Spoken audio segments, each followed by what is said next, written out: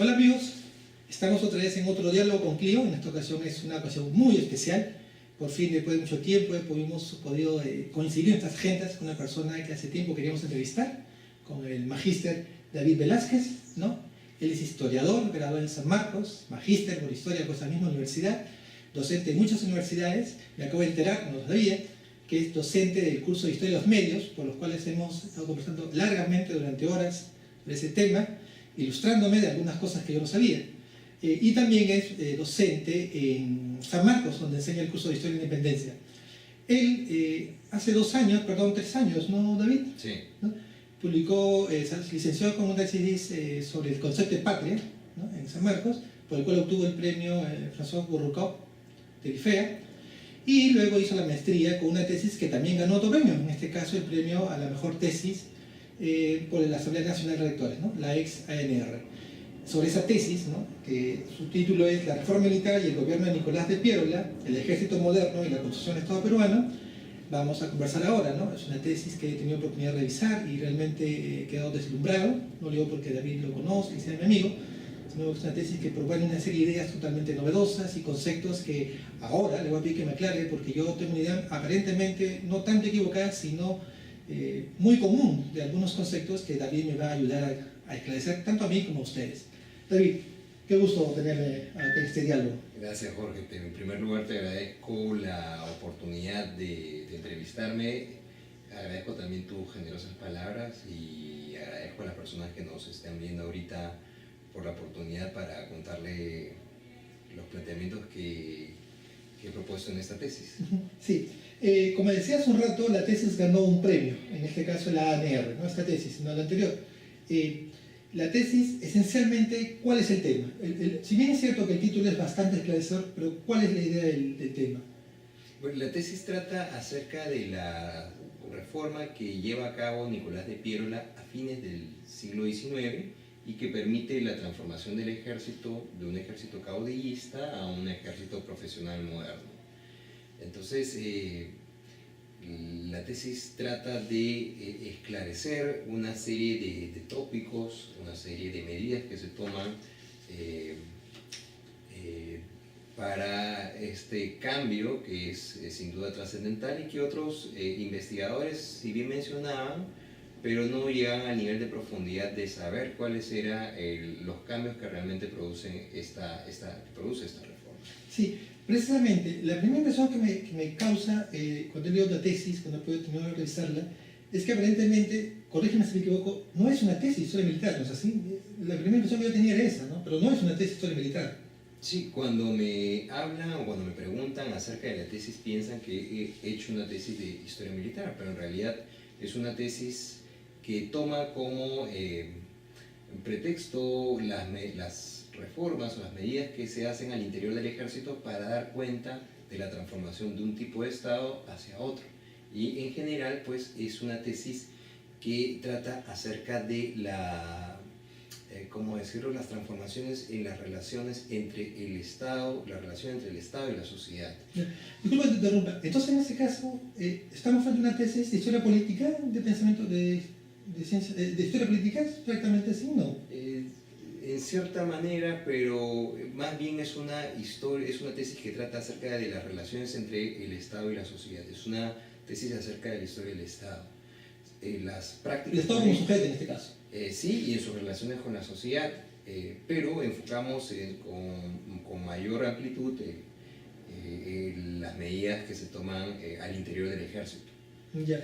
Ahora, la tesis abre con una distinción tuya que me pareció muy fundamental y creo que es de lo que estás hablándome, es sobre el Estado, el ejército, tú lo llamas el antiguo régimen, un ejército caudillista que obedece a personas y no a la autoridad, en este caso al Estado. La idea de esta reforma, según explicas, es cambiar esta situación, ¿no? ¿Cómo opera esto?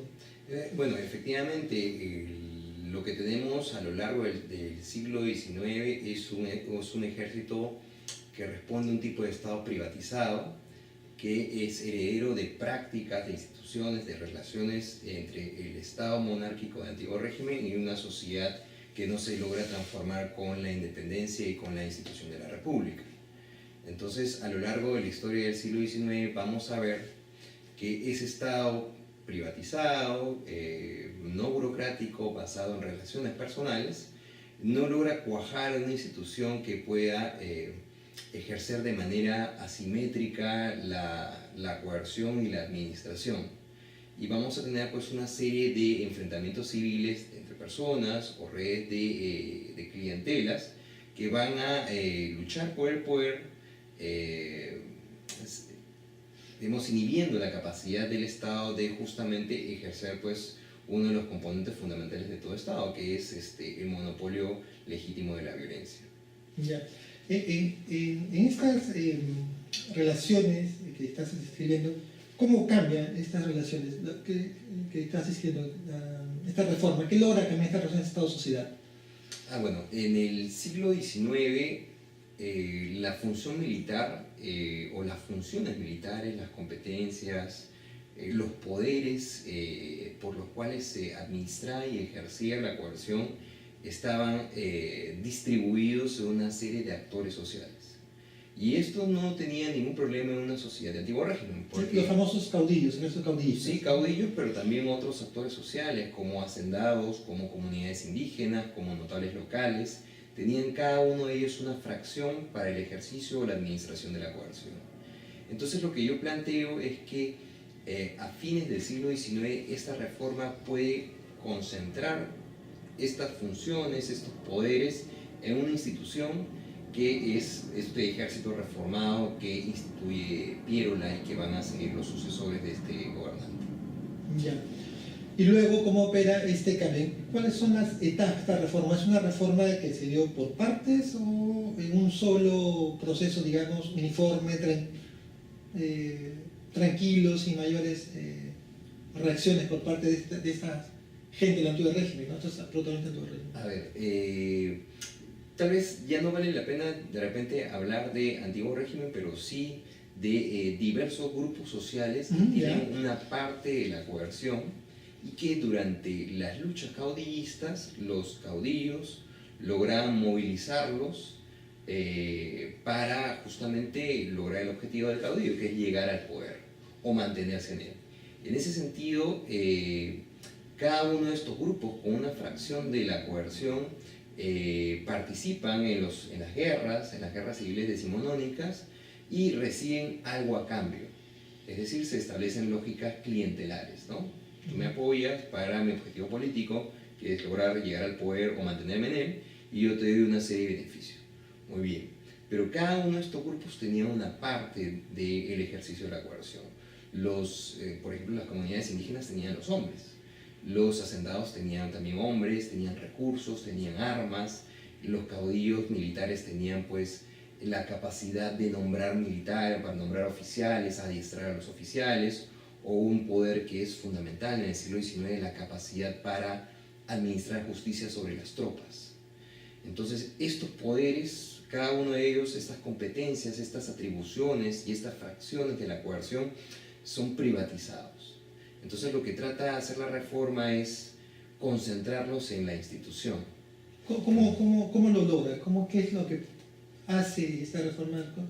¿Cómo es un contexto particular? Es un contexto en el cual tenemos un grupo de militares que han ejercido el mandato después de la guerra con Chile, son militares derrotados por la propia guerra, y son doblemente derrotados porque Nicolás de Piérola y otros grupos civiles, como los líderes del Partido Civil, los derrotan en la famosa Guerra Civil de 1894-95. Entonces, el contexto es favorable para esta reforma. Son militares golpeados doblemente, no solamente contra un enemigo exterior, con una derrota ciertamente clamorosa, sino también derrotados por lo que dice Víctor Villanueva, por legos, es decir, por amateurs en el arte militar, ¿no? Entonces, las condiciones están dadas para que los militares no reaccionen ante modificaciones profundas que piensa hacer Piérola y los aliados del Partido Civil. Entonces, no hubo una reacción, una reticencia muy fuerte ante esto por el contexto que estás escribiendo. Sí, ciertamente los militares públicamente están golpeados, hay un consenso entre las élites civiles, me refiero a Nicolás de Piero y su Partido Demócrata, y el Partido Civil, que se debe modificar de manera radical la institución castellanense para lograr la reconstrucción nacional. Entonces, lo primero que hacen los militares, lo primero que hace Nicolás de Piérola es, digamos, hacer un rasero sobre el escalafón militar, digamos, mandando al retiro a una serie de militares fuertemente vinculados al proyecto de Andrés Avelino Cáceres, que es quien va a tener el dominio de los militares durante las últimas décadas del siglo XIX, y por otra parte colocando a militares de menor rango, con menos presencia política, pero funcionales para la transformación del ejército. Una cosa adicional es el hecho de que durante el siglo XIX se habían intentado hacer varias reformas, ciertamente parciales. Incluso durante las administraciones vinculadas a Cáceres se intentó reformar el ejército, pues se consideraba que la guerra del Pacífico había demostrado que los militares no estaban, o el ejército peruano no estaba a la altura de defendernos ante una justa exterior, ¿no? Ante un conflicto internacional. Sin embargo, las propias lealtades, las relaciones al interior del ejército hacían imposible que los militares se reformaran a sí mismos. Entonces lo que hace Piérola y sus aliados, separar a militares, digamos, con capacidad de movilización política, y trae a militares pues extranjeros. Va a ser la famosa misión militar francesa en cada que figuran los textos escolares, ¿no? Efectivamente. Escribiendo todo un detrás de cámaras que desconocemos nosotros. Efectivamente. Por ejemplo, lo primero que desconocí es por qué esta reforma sí funciona, y las que tú mencionas que ellos mismos se querían reformar a sí mismos, no sé qué factores, qué contexto es lo que permite que esta misión francesa, estas reformas, se logre concretar. Lo que te estoy diciendo, ¿no? Hay una debilidad de los militares, un consenso, digamos, dentro de las élites civiles. Por otra parte, vienen las dos experiencias de la guerra. También es un contexto en el cual la ciencia militar ha adquirido, pues, o la actividad militar ha adquirido el carácter de ciencia. Entonces, también este elemento juega un factor fundamental, ¿no? No solamente, digamos, es una, ¿cómo decirlo? No solamente es un asunto del mayor interés político reformar a estos militares, sino también pues es necesario darle las, digamos, capacidades, expertices, conocimientos que la nueva ciencia militar se ha desarrollado en Europa, ¿no? Entonces hay un contexto favorable, es el contexto del positivismo, por ejemplo, ¿no? Y es un contexto también pues donde las élites civiles, su proyecto es, digamos, lograr la estabilidad o para, digamos, cimentar un crecimiento económico después de la derrota en la Guerra del Pacífico, y también pues después de las oportunidades perdidas en el siglo XIX. Me estoy refiriendo al Gondwana, ¿no? Esto es lo que finalmente se logra con la reforma, entonces. Sí, efectivamente, ¿no? En las primeras 2 décadas del siglo XX vamos a tener básicamente gobiernos civiles que pertenecen en su mayoría al Partido Civil. Solamente hay un caso de un golpe de Estado, que es el golpe de Estado que saca a Guillermo Billinghurst del poder, y es un golpe de Estado concertado por el Partido Civil, y que el ejército aquí juega este papel de golpista, ciertamente para defender el orden social, ¿no? Porque una de las características interesantes del nuevo ejército es que es un ejército subordinado al Estado y al orden social. Me gustaría que menciones, ahora que tenemos una idea bastante clara de los planteamientos que has hecho en la tesis, ¿qué fuentes has utilizado para poderla realizar? ¿Qué fuentes consultaste? A ver, No, si no me equivoco también, por ejemplo, llegaste a consultar archivos extranjeros. Sí, revisé los archivos del Ministerio de Relaciones Exteriores de Francia, revisé también el archivo de la COGNEF, que es el archivo militar francés, pero aquí, digamos, para esta investigación la mayoría de las fuentes han sido pues, fuentes locales. He trabajado pues, de manera digamos, bastante, no sé si está mal decirlo, minuciosa el archivo del Centro Histórico, del Centro de Estudios Históricos Militares.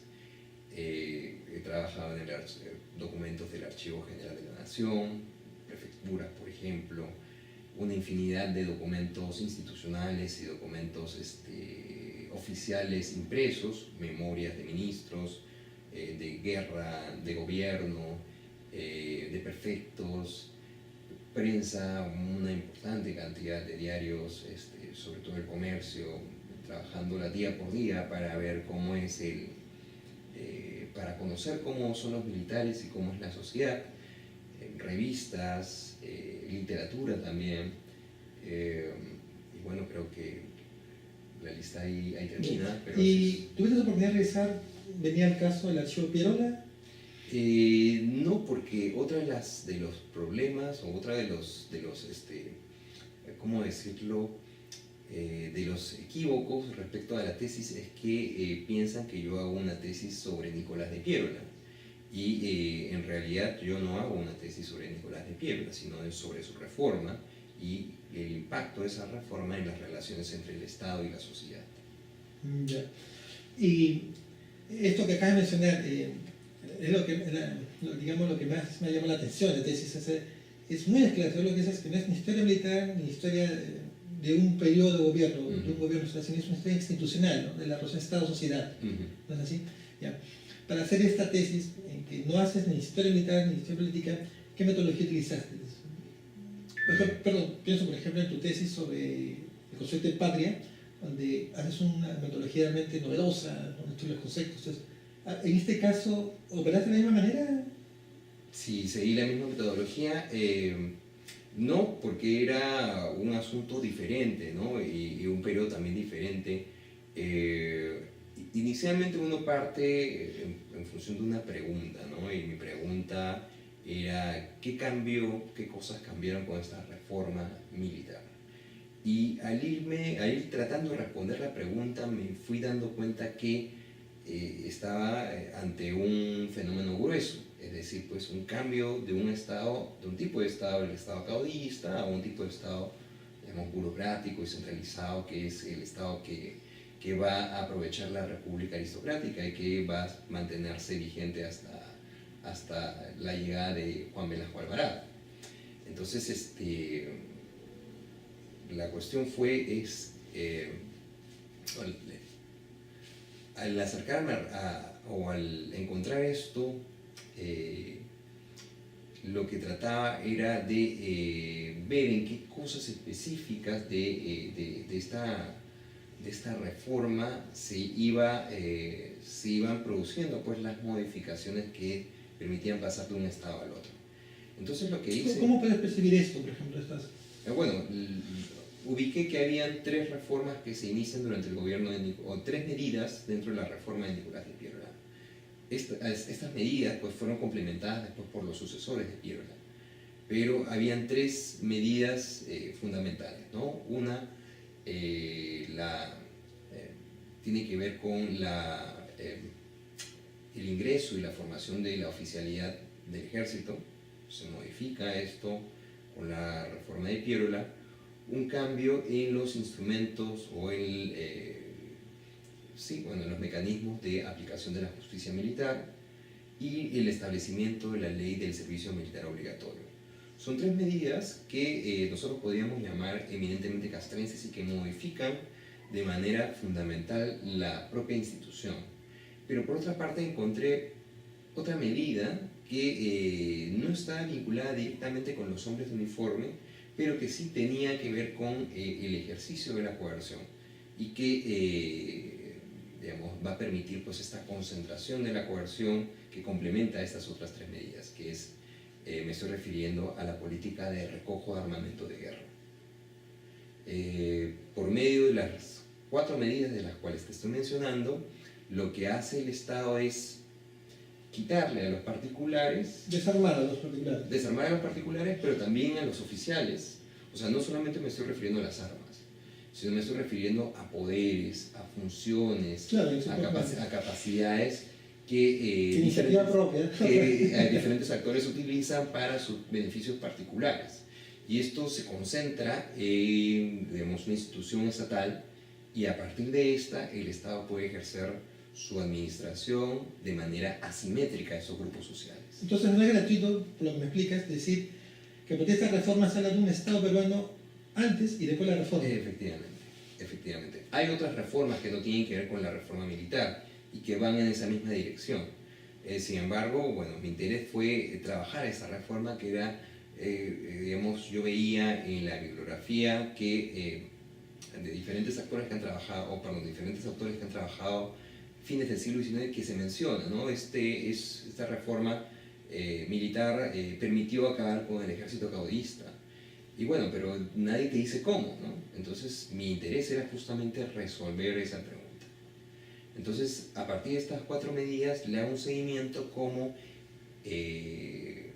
los oficiales, las comunidades indígenas, los hacendados, los notables locales pierden, y otros grupos más, pierden justamente esas atribuciones, poderes, mecanismos para ejercer privadamente la coerción.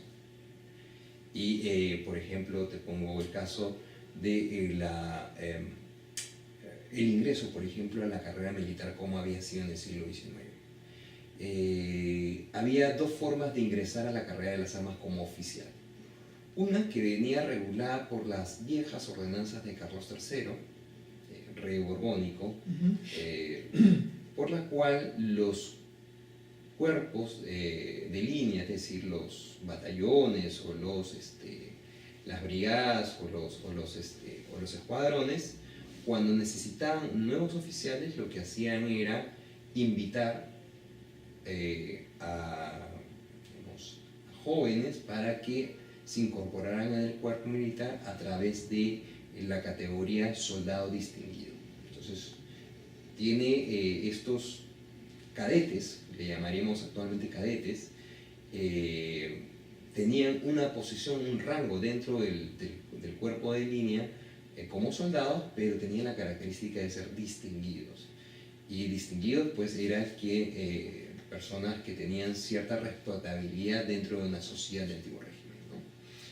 Entonces, quien tenía la capacidad para ingresar a esos hombres al cuerpo de línea era justamente el comandante, el coronel o el teniente coronel, quien ejerciera la función de comandante. Y allí se establece una relación personal, o la relación personal era preexistente a la relación funcional al interior del cuerpo de línea. No sé si me explico, pero la cuestión es que por este mecanismo, pues, el cadete y el oficial al mando del cuerpo pues, quedaban pues, relacionados, vinculados a través de lealtades personales. No a la autoridad principal. No a la autoridad. Rey, o después el Estado. Efectivamente, ¿no? Y por otra parte, tú tienes... Y esto que tú escribes continúa a lo largo de todo el siglo XIX. A lo largo del siglo XIX. Que explica las guerras caudillistas que mencionabas al principio de la entrevista. Por ejemplo, Santiago Felipe Salaverry, Felipe Santiago Salaverry ingresó al ejército como soldado distinguido, ¿no? Me parece también que Ramón Castilla, ¿no? Entonces, por diferentes medios, o el propio Cáceres, ¿no? Ingresan por esta modalidad y no son personas pues del común, no son indígenas, sino son personas distinguidas en sus localidades por alguna razón y que son apadrinados por el jefe militar. Entonces allí se establece una relación. Y a lo largo del siglo XIX también encontramos que los caudillos también incorporan a jefes militares o a oficiales, ya no tanto jóvenes, sino a personas particulares que en un contexto determinado, por ejemplo una guerra, pueden ofrecer al caudillo hombres, armas o recursos. Y por esta entrega de parte de los mecanismos por los cuales se ejerce la coerción, el caudillo, el jefe militar o el presidente otorga el reconocimiento de comandante, de coronel a estas personas particulares. Entonces, en el siglo XIX era muy fácil, y eso es algo que las fuentes te lo mencionan muchas veces, que era muy fácil pasar del estado civil al estado militar. La carrera militar era ciertamente pues, una carrera muy porosa. Entonces, por este vínculo de lealtad, pues, se solidifica pues, con la relación clientelista, ¿no? O sea, tú me opones políticamente y yo te doy este reconocimiento. Y el paradigma, lo que tú mencionas, creo, si no me equivoco, creo que mencionas en tu tesis, es Castilla, ¿no es así? Castilla es un gran, digamos... El gran clientelista. Es un gran articulador, ¿no? Ven,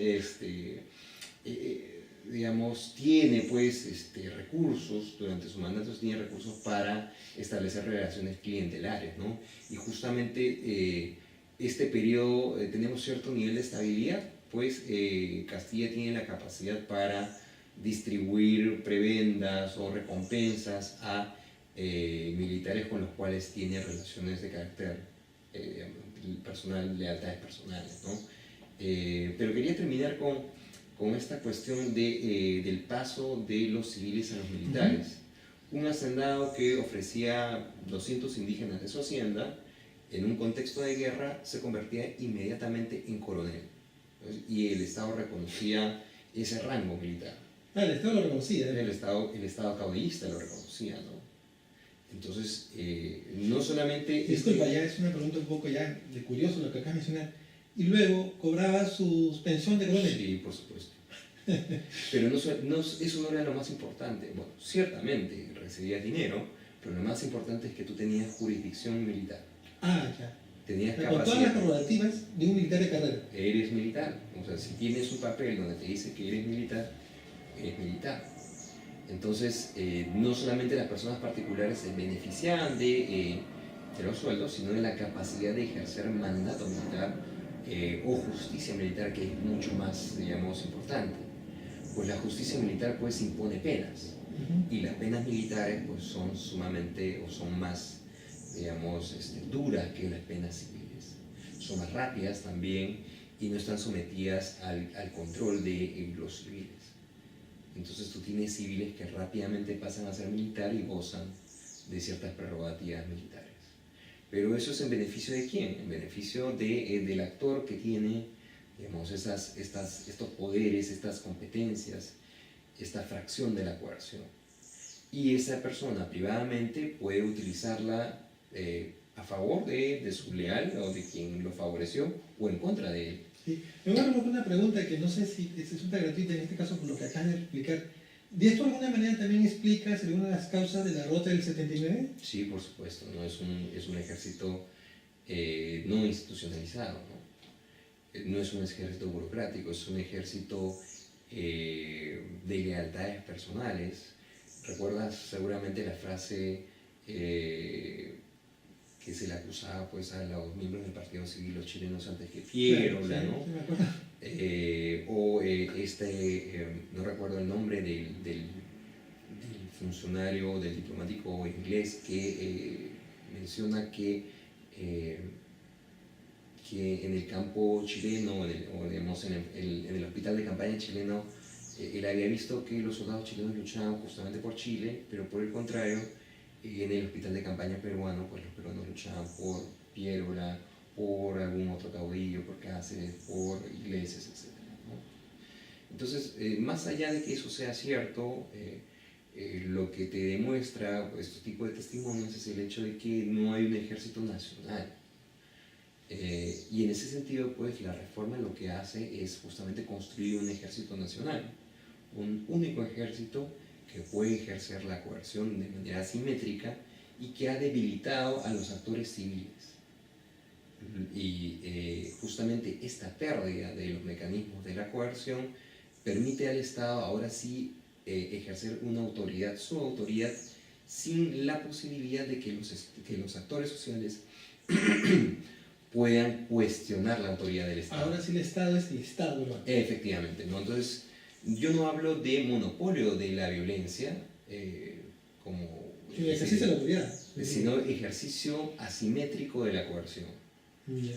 Porque uno de los cuestionamientos al monopolio de la violencia es que en las haciendas, por ejemplo, se ejercía privadamente la coerción.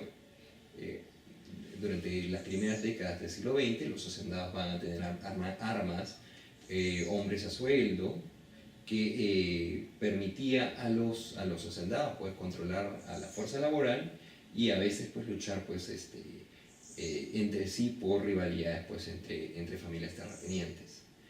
No digo en ese sentido que la coerción o la violencia ha sido monopolizada por el Estado, pero lo que sí digo es que ha habido digamos, ahora estamos ante una diferencia más grande entre un actor central, que es el Estado, que tiene mayor capacidad de ejercicio de la coerción, y al mismo tiempo tienes una sociedad a la cual se le ha restado y se le continúa restando capacidades para el ejercicio o la administración de la coerción. Entonces, ahora sí hay un ejercicio asimétrico. Y desde el siglo XX ya no vamos a ver golpes de Estado o ya no vamos a ver caudillos que no se pueden sostener en el poder. Ya no vemos, como en el siglo XIX, que el caudillo que quería derrotar a su rival en el gobierno, lo que hacía este caudillo retador era articular una red de actores sociales con fracciones de la coerción, logrando así acumulación de fuerzas y con ello luchando contra el caudillo gobernante. Ese fenómeno ya no se ve en el siglo XX. Los golpes de Estado son golpes de Estado. Eso te preguntar, ¿y cómo funcionan entonces los golpes de Estado? ¿Cómo los vemos entonces? Son golpes de Estado del ejército. Golpes institucionales. O no institucionales, pero son golpes de Estado de fracciones del ejército sin la población. Ya. La población no participa, la población está desarmada. Justamente entonces, tu tesis acaba con el capítulo, digamos, en esta parte. Entonces, la historia habría que seguir investigando más. Sí, Entonces, efectivamente, ¿no? O sea, hay todavía estas una nuevas historia. relaciones que has descubierto. Sí, efectivamente, hay autores que han dedicado muchos trabajos a las relaciones cívico-militares. Tenemos a Eduardo Toche, a Daniel Masterson, a Nick Bulik.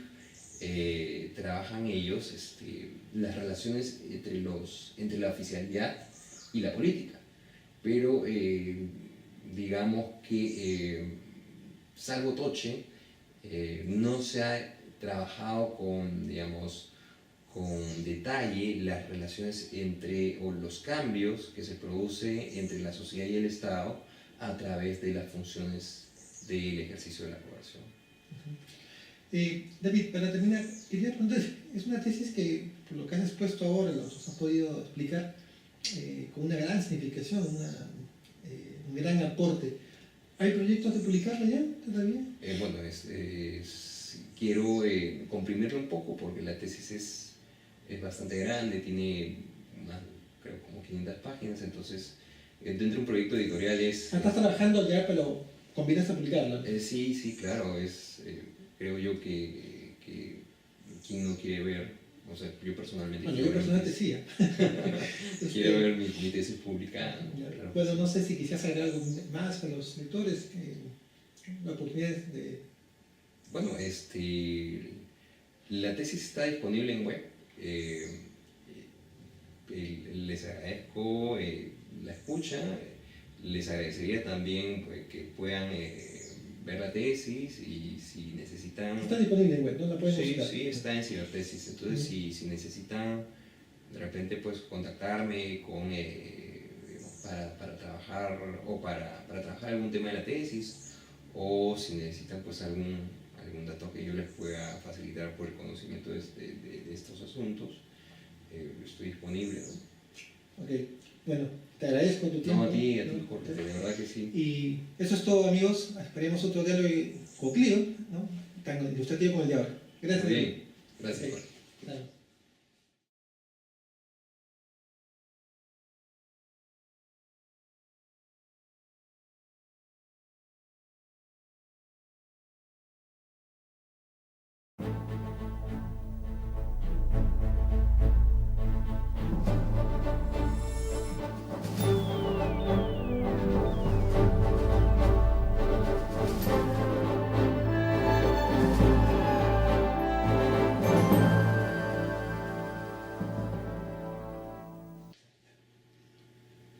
Hola amigos, estamos otra vez en otro diálogo con Clio. En esta ocasión es una ocasión muy especial.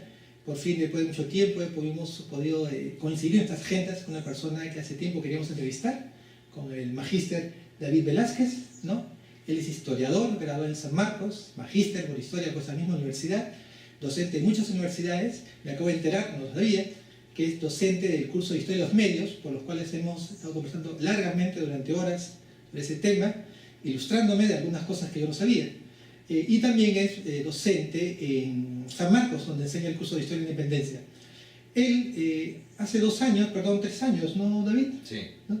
Publicó, se licenció con una tesis sobre el concepto de patria, ¿no? En San Marcos, por el cual obtuvo el premio François Bourrucop de l'IFEA, y luego hizo la maestría con una tesis que también ganó otro premio, en este caso el premio a la mejor tesis por la Asamblea Nacional de Rectores, ¿no? La ex ANR.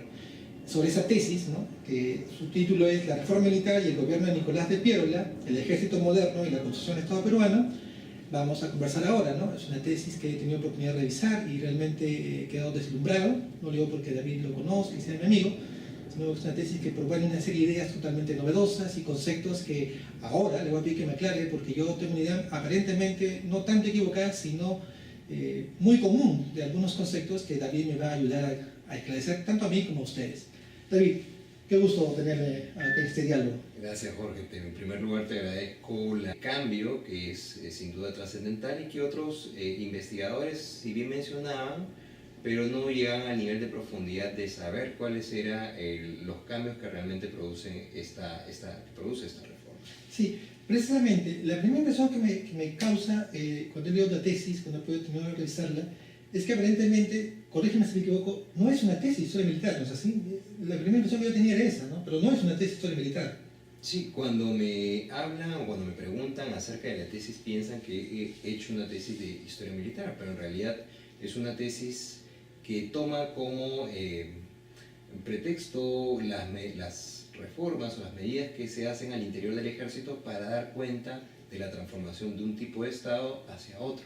Y en general, pues, es una tesis que trata acerca de ¿cómo decirlo?, las transformaciones en las relaciones entre el Estado, la relación entre el Estado y la sociedad. Disculpa que te interrumpa. Entonces, en este caso, ¿estamos frente a una tesis de historia política, de pensamiento de ciencia, de historia política? ¿Exactamente así? No. En cierta manera, pero más bien es una tesis que trata acerca de las relaciones entre el Estado y la sociedad. Es una tesis acerca de la historia del Estado. Las prácticas... El Estado como sujeto en este caso. Sí, y en sus relaciones con la sociedad, pero enfocamos con mayor amplitud las medidas que se toman al interior del ejército. Ya. Ahora, la tesis abre con una distinción tuya que me pareció muy fundamental y creo que es de lo que estás hablándome, es sobre el Estado, el ejército, tú lo llamas el antiguo régimen, ¿no? Un ejército caudillista que obedece a personas y no a la autoridad, en este caso al Estado. La idea de esta reforma, según explicas, es cambiar esta situación, ¿no? ¿Cómo opera esto? La oportunidad de entrevistarme, agradezco también tus generosas palabras y agradezco a las personas que nos están viendo ahorita por la oportunidad para contarle los planteamientos que he propuesto en esta tesis. Sí, como decía hace un rato, la tesis ganó un premio, en este caso la ANR, no esta tesis, sino la anterior. La tesis, esencialmente, ¿cuál es el tema? Si bien es cierto que el título es bastante esclarecedor, pero ¿cuál es la idea del tema? Bueno, la tesis trata acerca de la reforma que lleva a cabo Nicolás de Piérola a fines del siglo XIX y que permite la transformación del ejército de un ejército caudillista a un ejército profesional moderno. Entonces, la tesis trata de esclarecer una serie de tópicos, una serie de medidas que se toman para